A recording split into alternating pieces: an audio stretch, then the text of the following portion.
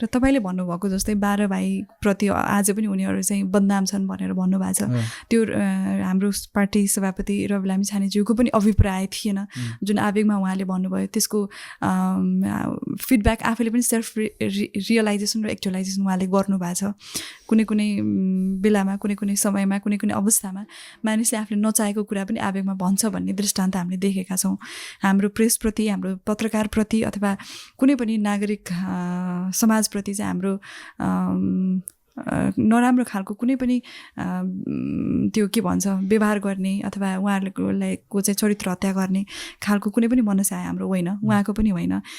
म त अझ उहाँले भन्नुभएको कुरालाई पनि यहाँनिर चिर्न चाहन्छु, किनभने आजको दिनमा पत्रकारिता जस्तो एउटा अङ्गलाई नै यसरी बदनाम भयो भनेर भनिरहँदाखेरि मलाई पनि चित्त बुझ्दैन, किनभने म पनि त्यही ठाउँलाई रिप्रेजेन्ट गरेर आएको हो।